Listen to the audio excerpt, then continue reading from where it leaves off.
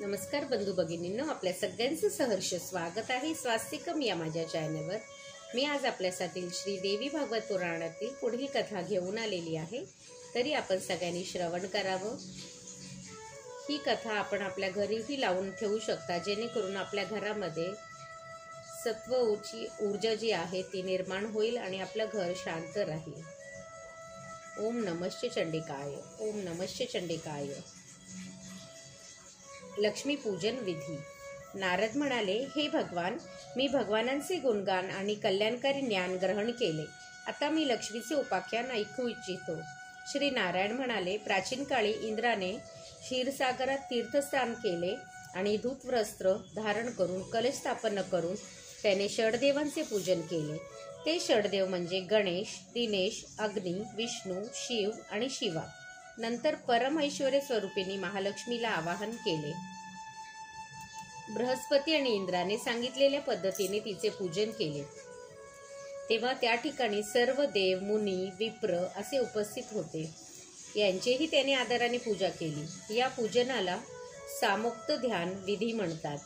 षोडोपचाराने पूजन करून देवीचे ध्यान करून मग दुर्लभ पदार्थ त्याने अर्पण केले। नंतर मूल मंत्राचा जप केला। ओम श्री रीम ऐं कमलवासिने नमः स्वाहा। ओम श्री रीम ऐं कमलवासिने स्वाहा। ओम श्री रीम ऐं कमलवासिने स्वाहा। ओम श्री रीम ऐं कमलवासिने स्वाहा। ओम श्री रीम ऐं कमलवासिने स्वाहा। ओम श्री रीम ऐं कमलवासिने स्वाहा असा तो मंत्र होता।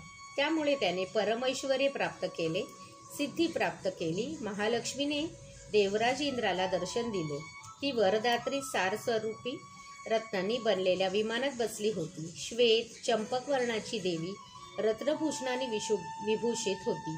तिच्या तेजाने 7 द्वीप असलेली पृथ्वी प्रकाशित झाली होती।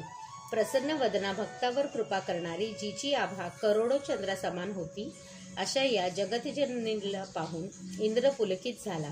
हर्षाने त्याचे नेत्र अधुनी भरून आले। तो म्हणाला, संपत्तीची अधिष्ठात्री देवी, तुला नमस्कार असो। वृद्धी स्वरूप वृद्धी देणारी महादेवी, तुला मी नमस्कार करीतो। तू माझ्यावर प्रसन्न हो। तेव्हा महालक्ष्मीने देवांना वर दिला। देव प्रसन्न होऊन आपल्या धामी गेले आणि महालक्ष्मी क्षीरसागरातील विष्णुधामाला गेली। श्रीदेवी पर्णमस्तु, शुभं भवतु, शुभं भवतु, शुभं भवतु। ओम नमश्च चंडिकाय, ओम नमश्च चंडिकाय।